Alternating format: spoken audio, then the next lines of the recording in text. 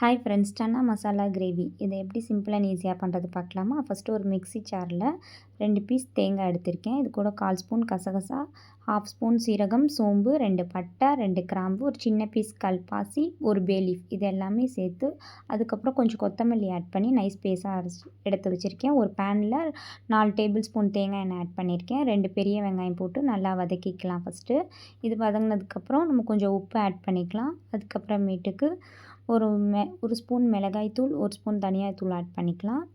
அதுக்கப்புறமேட்டுக்கு ஒரு இஞ்சி பூண்டு பேஸ்ட் 1 ஸ்பூன் ஆட் பண்ணிக்கலாம். இது எல்லாமே நல்லா மிக்ஸ் பண்ணி விட்டுக்கோங்க. நான் ஒரு 2 தக்காளி லைட்டாக அரைச்சி எடுத்து வச்சுருக்கேன். அதையும் மிக்ஸ் பண்ணி நல்லா வதக்கிக்கலாம் எண்ணெய் பிரியிற வரைக்கும். நான் பாயில் பண்ணி எடுத்து வச்சுருக்கேன் சன்னாவை இப்போ இது கூட ஆட் பண்ணி சன்னா வேக வச்ச தண்ணியும் ஆட் பண்ணிக்கிட்டேன். இது ஒரு மிக்ஸ் பண்ணிட்டதுக்கப்புறம் நம்ம அரைச்சி எடுத்து வச்சுருந்த பேஸ்ட்டையும் ஆட் பண்ணி மூடி போட்டு ஒரு 5 மினிட்ஸ் கொதிக்க விட்டு ஆஃப் பண்ணால் சன்னா மசாலா கிரேவி ரெடி. நீங்களும் ட்ரை பண்ணி பாருங்கள்.